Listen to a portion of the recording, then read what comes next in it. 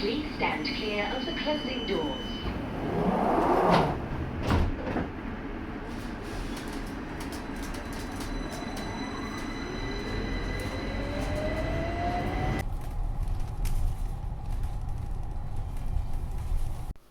Hello. How about going on a bookish book haul? And I thought we could do something a little bit kind of exciting. I know there's lots of book hauls been going on, but how about a 4-nation book haul? In which we go to Edinburgh, Belfast, Cardiff and London. Let's think big. I've had a new haircut, so I'm fit to be seen on screen. And I have a lot of books in the London end of things. So let's give it a go. I am shooting in Distractovision, or should I say Distractovision? Squirrel! And there will be footage of various travels and different things, and I hope you'll enjoy the scenery and the books and the bookish talk. So first off, we start in Edinburgh. And I went to 2 book launches. One was by Zandra Rhodes. She's very well known for being a designer based in London but international, and for having pink hair, bright pink hair, not quite pink hair, bright pink hair. So a friend of mine had come to visit and we went to the event together, which was in the Dovecot Gallery. And we got a quick peek around an exhibition that was happening at the time as well, which is to do with Scottish colourists. So that was great. We did that, and then we went up to the actual interview with Zandra Rhodes herself. She's very lively, she's very funny. The thing about it was, of course, that the minute you stood up to take a photograph, someone else had just stood up in front of you, so you'd miss her sometimes. But yeah, it would be nice actually if the organisers had had her on a higher platform, because you could have your view of her blocked by the people in front of you. Or on the other hand, if you were tall or wearing a hat, you could be blocking the view of the people behind you. But there was a book signing. I didn't actually purchase a book, my friend did, and got it signed, which was delightful. And then I was kind of keeping my purse tight because I knew I was going to another book launch, and this was a book launch for a poetry and art book, which, if you know anything about me, is kind of like catnip to me. So the book is called Lost Things, and it was a book launch in a fabulous little not too little actually, but it's an independent bookstore. And if you're coming to Edinburgh, don't miss it. It's Argonaut Books, and it's on the Leith, the road down to Leith Walk. And so we got to hear a poet reading extracts from the book, and then we got to buy the book itself. It's done by made by a professional artist who loves to do particular things in a style where you will it will look like a board with things yellow taped up, and actually when you look at it, no, it's not. It's actually his drawings, but he can somehow convey that. So the idea of the book was to write about lost things, the everyday and the personal, the close, and to write poems about it, and then to also have art pieces. So I've just opened it random here. Whoops, that's also closed at random. But let's see, this is Alistair Gordon, and this is his kind of work where you have a variety of things, and that is actually a drawing, but he does it on a much larger scale. So fabulous, I must say. On the basis of disclosure, I know Ali Gordon as a person and I work with him, so there was a personal basis in that as well. But the way it's been treated is as an art project, so you get to see the 2 signatures, and you also get numbered. The one book I took at random was 99 out of 200, and my husband was annoyed and said, oh, we should have got 100 out of 200. But anyway, the books are pretty much sold, but if you manage to get one, well done. So, one book bought. On we go to Belfast. Belfast was a book and boat journey, and the night before I was trying to pick what to bring, and I gave Seamus Heaney another chance. I had been recommended the letters of Seamus Heaney on BookTube, so I went and got the letters, had a look at them and thought, yeah, those are interesting, bought it, and then kind of got stalled a bit, and I was mentioning this to a friend, and we both went to school in Northern Ireland together, and I was kind of saying, I'm not so sure about his poetry, and she was, as she was saying Northern Ireland, she went through me for a shortcut, which means she was like, just immediate response, and said, I have 12 books of poetry in my house, Heather, and 4 of them are Seamus Heaney. Now, at school, we studied a Seamus Heaney book called North, and a lot of it was to do with bog people who were dug up from a bog, corpses from long ago. Now, put yourself in my shoes. You're 16, you're about to go for your lunch, and somebody is saying you really need to read this and discuss this poem about someone who's just been dug dead out of a bog, and we're going to look at the corpse in a poem. I ask you, does that sound exciting? Does that sound like what you really want to be reading about? Or do you go, well, I proverbially did that. And it put me off Seamus Heaney for the longest time. The night before I went to Belfast, I gave Seamus Heaney's book another look with the letters, and I was utterly hooked. I was hooked by his prose. I was hooked by the way he used his words, his attitude, his humour. And I contacted my friend and said, thanks to you, I am looking like a total tourist going to visit Northern Ireland with a book of Seamus Heaney. So that was kind of fun. And Seamus travelled with me and was a good companion. And actually, I think letters are quite a good thing to read on transit, because your attention is a bit distracted and different things are happening. So it's short, and each letter is a little bit to read. So it sits a little dippy and diving, as I would say, in reading terms. So, packed with Seamus Heaney and a few other books, I went to Belfast. Now, when there, I went and visited a really, really old and important library, the Linen Hall Library, which is facing the City Hall in Belfast, and it's a beautiful building. I managed to take my photograph in front of it with my usual iconic photographic style, which is shooting myself with my eyes closed. If you want a photograph taken of yourself with your eyes closed, this is the photography you want.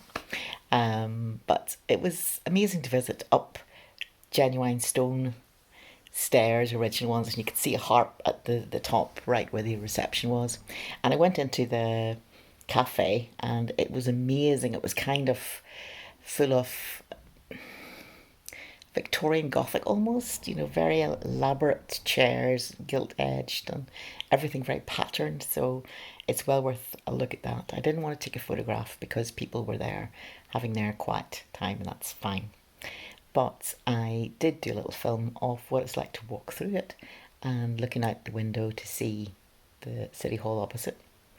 Along the way, I came across a book by T.S. Eliot, which was quite light-hearted and talked about him getting on a bus and kind of being slightly attracted and flirtatious with a lady who was there on the bus. Just a woman just caught his eye, and the way he commented about her, and it just seemed much more human than this recorder of the devastations of the isolation of the 20th century. It's a book I must try and get myself.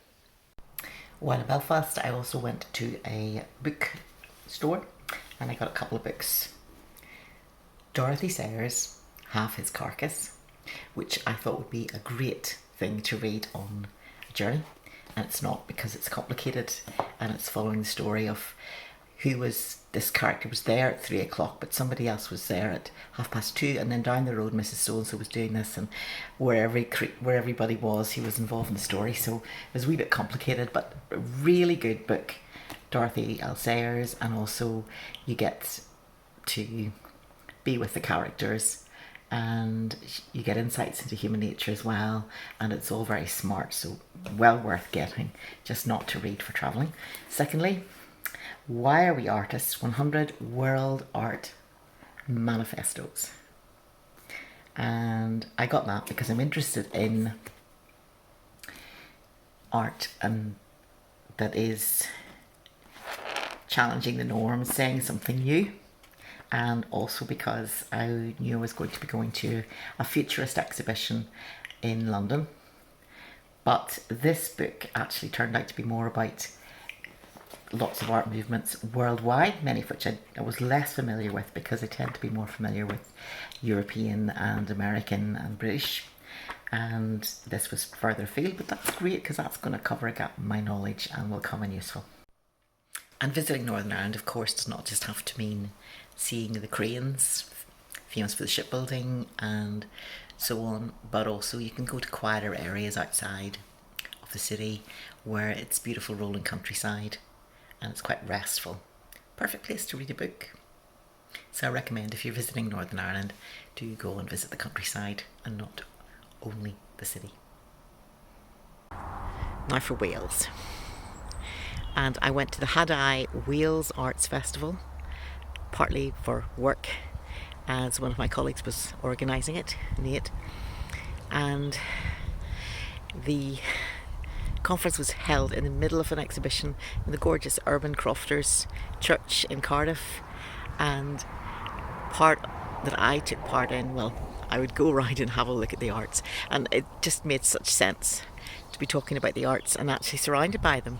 And it's a great idea in a conference because if for some reason you're feeling you need a bit of time to process what you're learning, or if you just feel like you need a bit of space from people, you can go around, look at the art, have that moment, gather your thoughts, and you're not standing awkwardly, not knowing what to do with yourself. You're engaging with art and other people will give you that space. So that was brilliant. And also the way they handled discussion was so good because people got to write down on a little post-it note what interested them. And bear with, the books section is coming up. There is a book connection to all of this.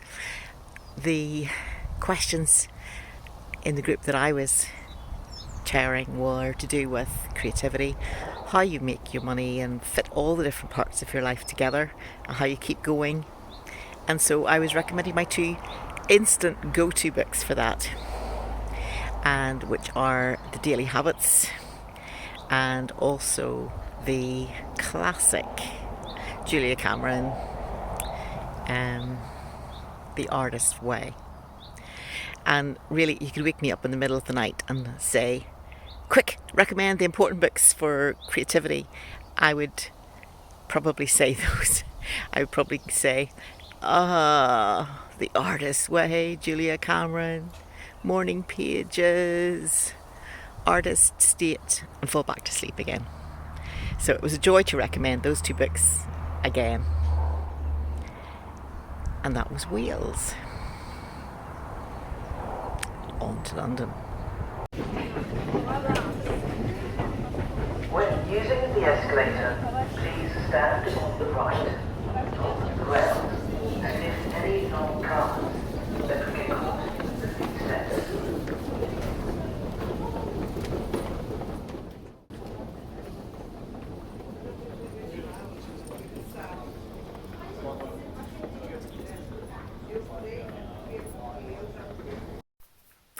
So, London.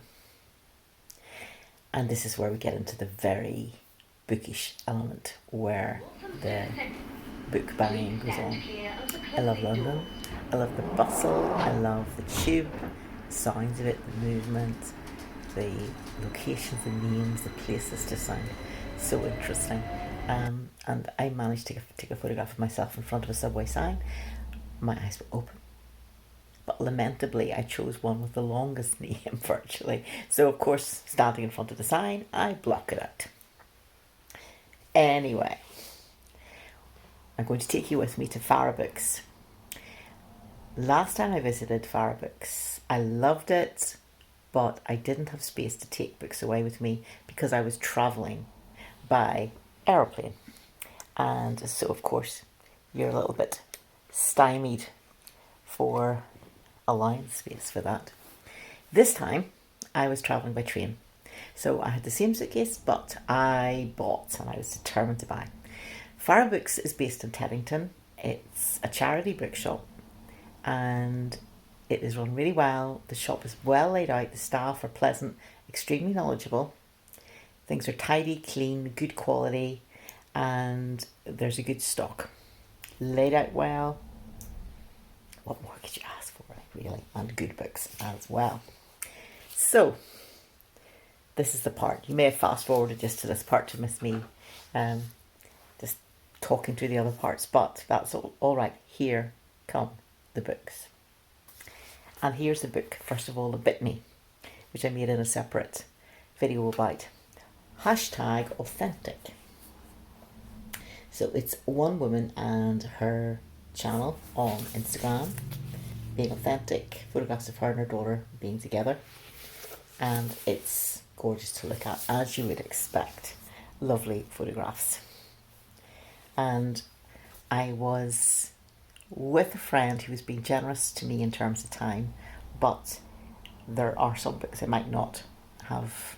This is one of the books I might not quite have got if I'd taken yet more time to look at what I was going to purchase. But I had a generous allowance. No complaints there. Okay, next one. Very obvious again. P.G. Wodehouse. Right Ho Jeeves. I heard a really good dramatisation of it recording fairly recently, which was featuring Richard Briers and a gentleman actor who was very good at being Jeeves and just going, yes, yes, sir. You know, this kind of world-weary way. So it was good to hear, and I recommend it as a listening experience. I had put off listening to Jeeves being dramatised because I thought, how can you capture what P.G. Wodehouse is particularly good at, which is the description of people, when he describes what their laugh sounds like, or the way they settle themselves, or sit or stand, or their attitude in life. Anytime he starts to say Mr. So-and-so or an aunt or whatever is like, that's when he's just about to say something really inventive and funny that is going to make you laugh out loud, no matter where you are. So, P.G. Wodehouse, Right Ho Jeeves. I knew that was going to be a winner and part of my collection. Next, a couple of books which are ideal for people interested in writing or literature. From Francine Prose. Reading Like a Writer, a guide for people who love books and for those who want to write them. So if you're interested in literature and in writing books, she's an obvious. And a second book by her. What to read and why. Next, a very short book which I heard praised on Instagram. A Month in the Country. Deservedly praised. Very quick to read. I actually read it on the train going back from London up to Scotland, and it's delightful. It's about the main person, the protagonist, is somebody who's a bit sort of shell-shocked after World War One, and people around are like that as well. He goes to this little village to do some restoration work on an art mural in the church, and there are other people around, and you kind of get glimpses of their experience of the war. And in the time he's there, he writes about the people around him in the little village and their lives, and kind of how he gets quieter and more settled in himself and kind of comes back to being more in his normal way of being. It's delightful. The characters will remain with you, but that's not a problem because they're all pleasant. And speaking of pleasant, I treated myself to some complete nonsense. The Complete Nonsense of Edward Lear, edited by Holbrook Jackson. And Edward Lear was, I think, probably he's best known for The Island the Pussycat Went to Sea in a Beautiful Pea Green Boat. They took some honey, plenty of money, wrapped up in a £5 note.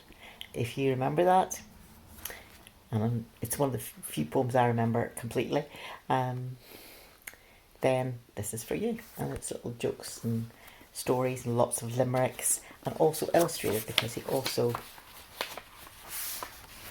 illustrated his own work as well. So this very much reminded me of Spike Milligan and his book. I've got a book of his which has sketches from the Goodies, the radio, not the Goodies, the Goon Show, and it draws the characters and different things, and he does extremely funny drawings as well. And it's kind of the same absurd sense of humour, and it's just delightful. So this was one to get. Plus it's called The Complete Nonsense. It's 5 books together in one. And I'm very interested at the moment in humorous writing and humorous poetry. So that was a definite. Next, All the Beauty in the World, The Metropolitan Museum of Art and Me, by Patrick Bringley. And this has been extremely popular, deservedly. It's also, some people read it for the Framed in September for the art reading event I was part of as well. And in this, somebody who has had excuse me, who's had a bereavement, his brother has died, gives up a very well paid financial job just to go and be a security guard in the Metropolitan Museum of Art. And it talks about his thoughts on life and art, the pieces that are there and so forth. So that had completely sold me as an idea. When it came to the reading, I was a bit disappointed at the start, because he talks for a very long time about the guards themselves and what they do, and it's starting to sound more like a heist. You're starting to think, okay, you're telling me the movements of all the guards but it's not. It is actually a certain amount about the guards' lives, which is fair enough. I think there's some lovely little lines in it. I think if you're a die-hard fan of art history as I am, it's not going to completely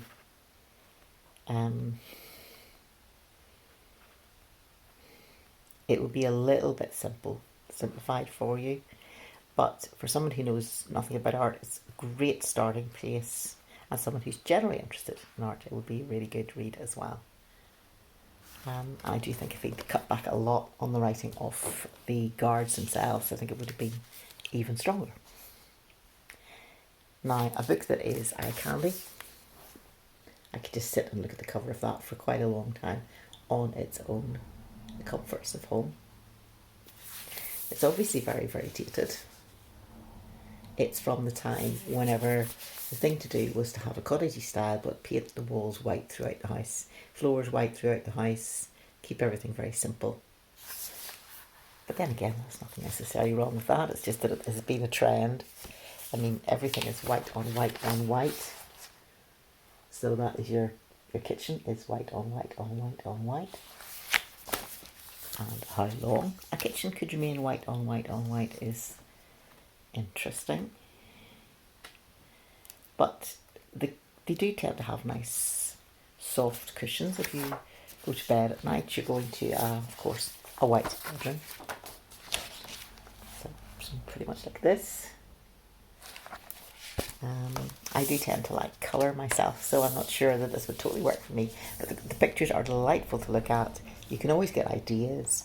And the nice thing about house books is that there's always, any little picture will have some little good storage idea or way to put two different things together or angle things slightly differently. So it's, I can't resist showing you this. If you like a little dresser full of china and things like that, how about this?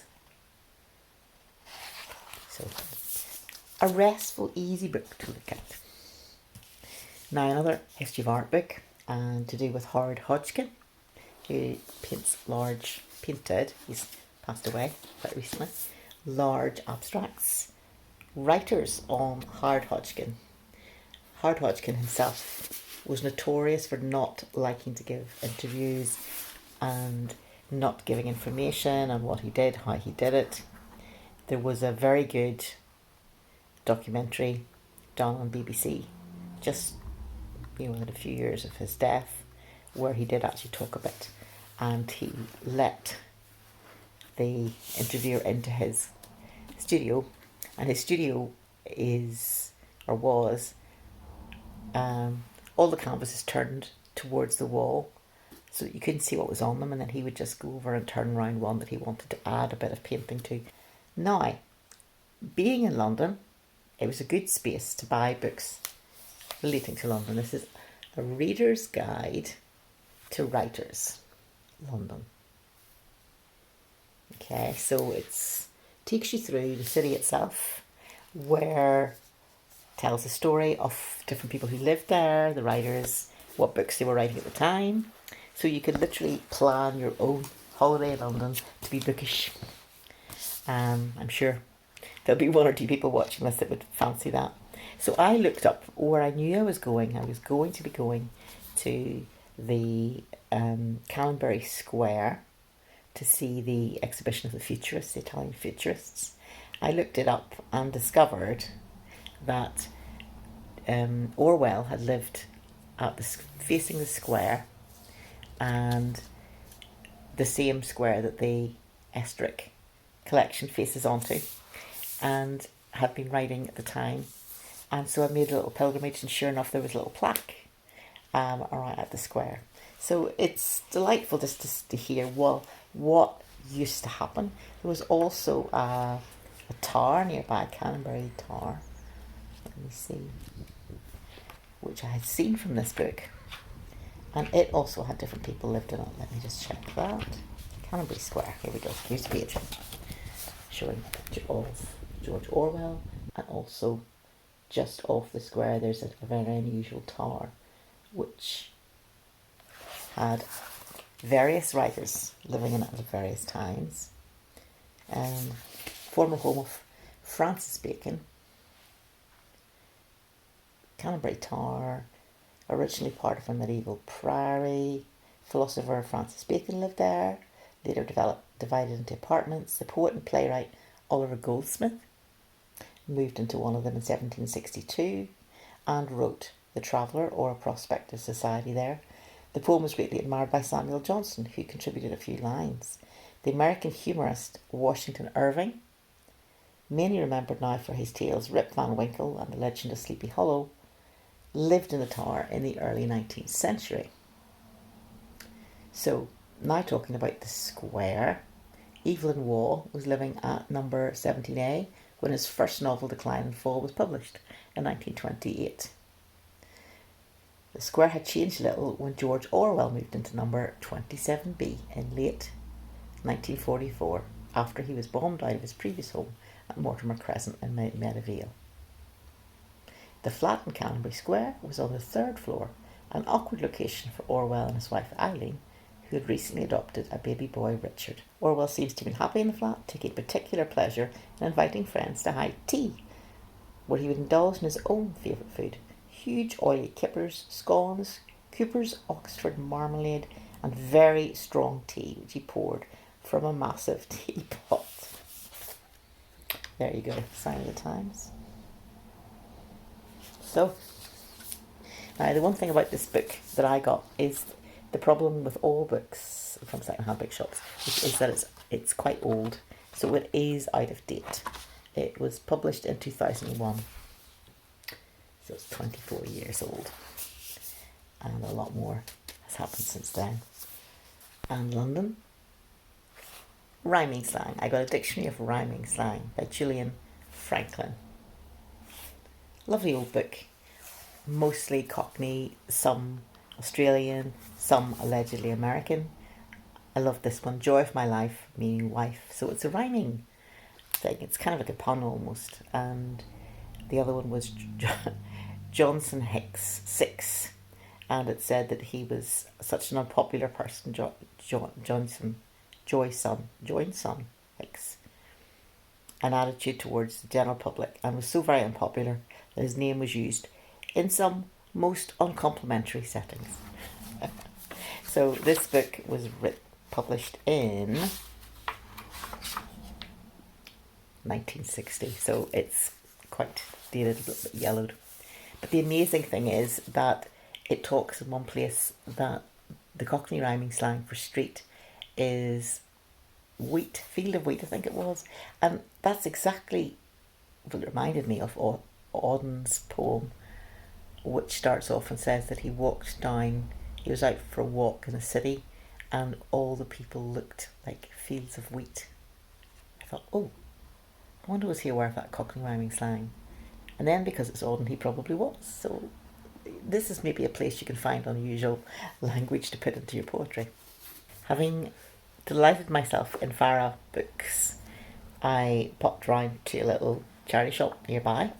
Got 2 more little books, both poetry.